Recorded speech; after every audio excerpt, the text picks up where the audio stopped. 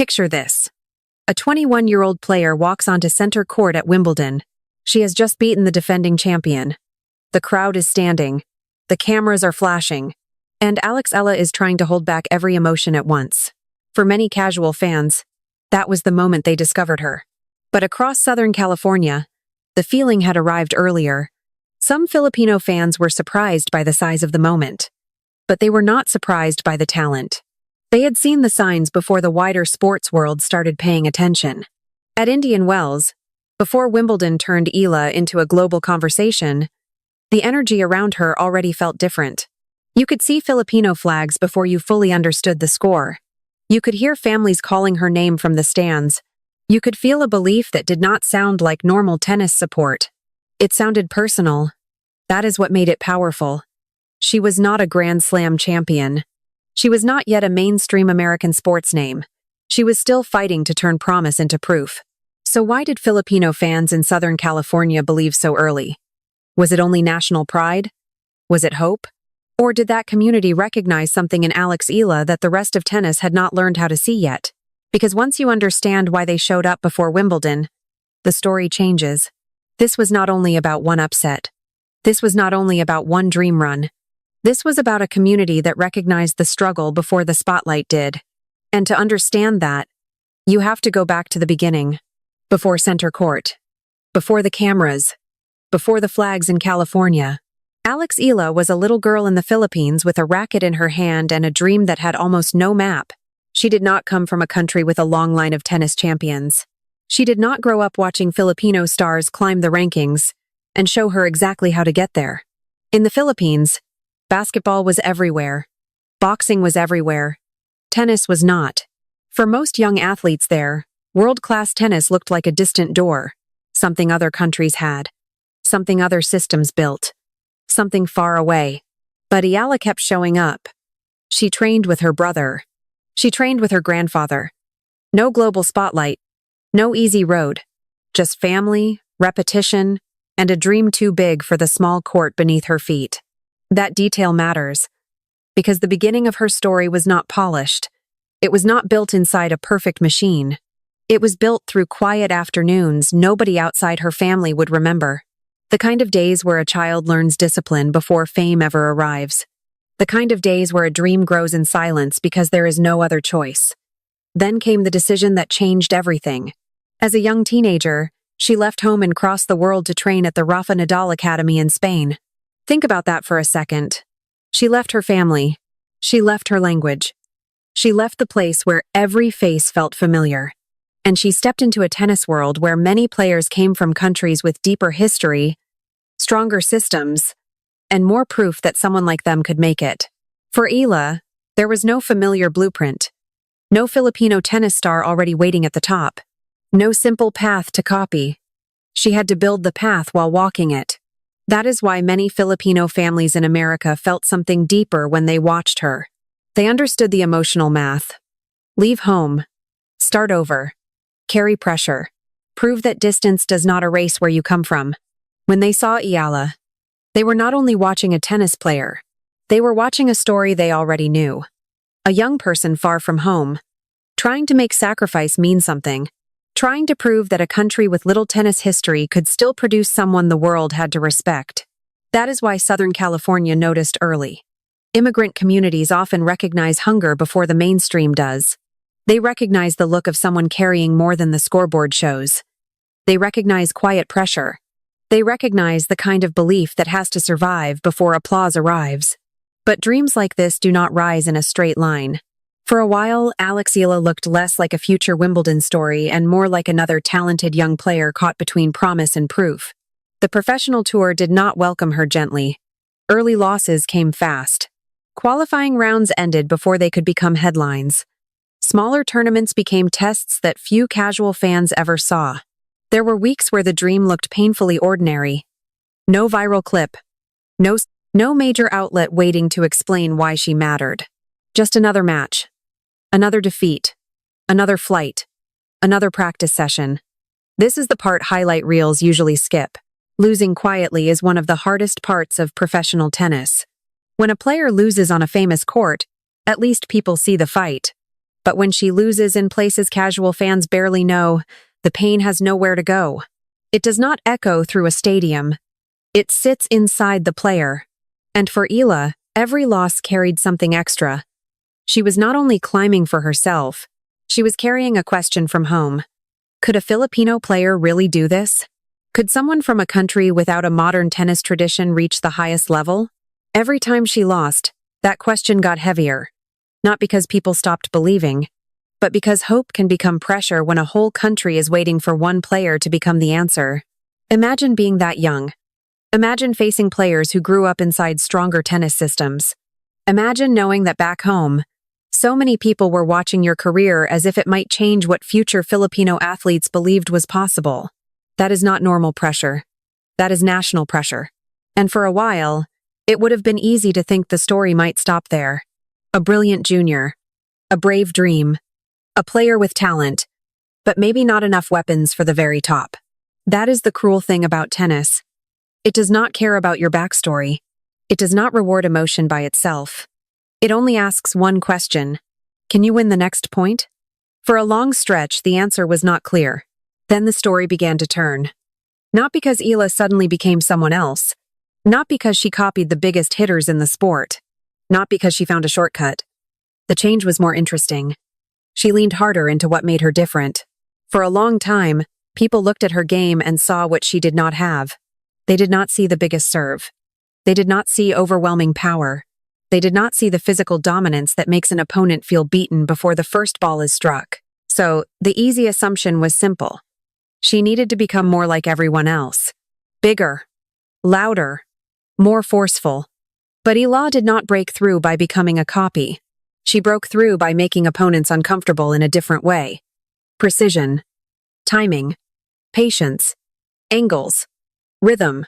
Her serve was not always the biggest weapon on the stat sheet, but it could still become part of the disruption. It changed pace. It started points on her terms. And when a returner expected power, Eala often gave them something more uncomfortable. A rhythm they could not settle into. That matters. Because tennis is not only power. Tennis is rhythm. And some players lose control when the rhythm feels wrong. A fast serve can be respected. A heavy ball can be expected. But a ball that keeps landing in awkward places creates a different kind of pressure. It makes the opponent think. It makes them hesitate. It makes every missed return feel worse because the ball looked easier than it really was. That is how a weakness can become part of a weapon. It does not look like dominance. It disrupts dominance. It forces bigger names into uncomfortable spaces. It makes them solve problems point after point until confidence begins to crack. And that is the kind of thing early supporters understood. They were not waiting for a perfect tennis machine. They were cheering for someone who had learned how to survive without fitting the mold. Someone whose difference was not the end of the story. It was the reason the story kept moving. Then the proof started arriving. In Miami 2025, Eala gave tennis its first loud warning. She faced Iga Swiatek in the quarterfinals. She won in straight sets. 6-2, 7-5. For many casual American sports fans, it was a shocking result. For Filipino fans, it felt like confirmation. The belief had already been there. Miami gave it a scoreboard. That is why the later support in Southern California did not feel random. When Eala stepped onto American courts again, Filipino fans were not discovering her from scratch. They were arriving with memory. They remembered the promise. They remembered the struggle. They remembered the Miami warning shot. So when the flags appeared in the stands, it was not blind hype. It was recognition. It was a community saying, "We saw this before everyone else wanted to talk about it." Then came Berlin. Eala beat Elena Rybakina, one of the most dangerous power players in the sport. Then she beat Elina Svitolina, a former top 10 player with deep Grand Slam experience. One upset can be dismissed. One good day can be called luck. But when a player keeps troubling elite names in different places and against different styles, the conversation changes. It becomes harder to ignore. It becomes harder to explain away. Berlin showed that Eala was not only having moments, she was building a pattern. Then came Birmingham. Not a moral victory. Not a brave loss. A title. Her second WTA 125 title. Her first title on grass. That mattered because grass rewards instinct. It rewards timing. It exposes hesitation. And Eala looked calm there. She looked ready there. Suddenly, Wimbledon did not feel like a stage too large for her. It felt like the next test. Then center court gave the answer. Iga Swiatek stood across the net. The defending champion. A 6-time Grand Slam winner.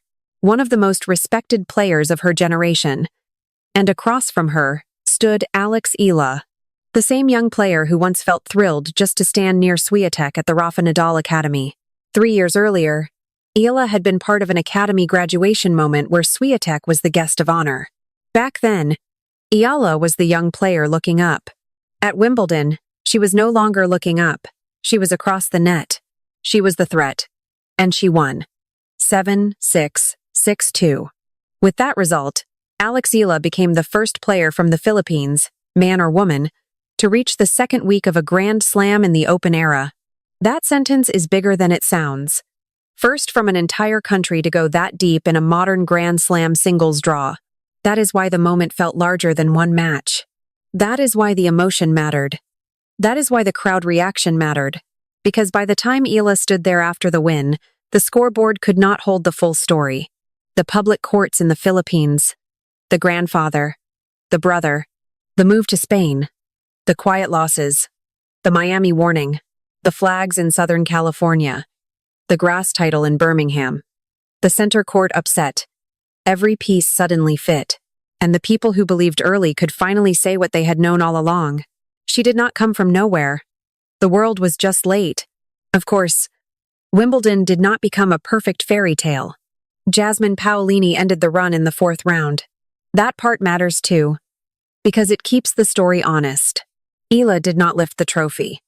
She did not finish as the last player standing. But sometimes a loss does not erase a breakthrough. Sometimes it proves how far the player has already come. By reaching the second week, by beating Swiatek on center court, by forcing tennis to take her seriously, Eala had already crossed a line no Filipino player had crossed before. The run ended. The meaning did not. And that brings us back to Southern California. Why did Filipino fans there believe before so many others did? Because they were not only watching results, they were watching recognition. They saw the sacrifice beneath the score. They saw a young woman carrying the kind of pressure many immigrant families understand deeply. Success rarely announces itself early. It arrives through long days. It arrives through doubt. It arrives through people who keep going when nobody is clapping yet. That is what they saw in Eala. Someone turning distance into strength. Someone proving that a dream can survive far from home. Someone who did not need the mainstream to approve her before she mattered. That is why the support looked so emotional. For many Filipino fans in Southern California, cheering for Eala was not only about tennis, it was about being seen. It was about watching a young Filipino athlete stand in places where few people from her country had ever stood. It was about saying, "We belong here too. On this court. In this conversation.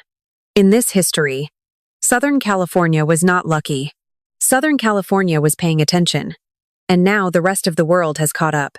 Eala is no longer just a promising name for dedicated tennis fans. She is no longer only a quiet hope from the Philippines. She is a real threat on the tour. A player who has beaten names casual fans recognize. A player who has proved she can handle grass, pressure, and the spotlight that can swallow young athletes whole. The question now is not whether she belongs. That question has already been answered. The question is how far this goes. Does she turn this breakthrough into a deeper run at the US Open? Does she become the player every top seed hates seeing in the draw? Does she inspire the next Filipino kid to pick up a racket and believe the path exists because she made it visible? Nobody knows yet. But here is what we know. Before center court made her impossible to ignore, a community in Southern California had already seen the fire. Before the wider sports world understood the story, Filipino fans had already filled the stands with belief. Before the headlines arrived, they had already decided she was worth showing up for. And sometimes the people who believe first are not being emotional. Sometimes they are simply early. So the next time Eala walks onto an American court, remember this. She is not starting from zero. Somewhere in the stands, the flags will already be there. Not because the spotlight finally approved her, but because her people never needed the spotlight to know. The spotlight did not create Eala. It only revealed what her people already knew.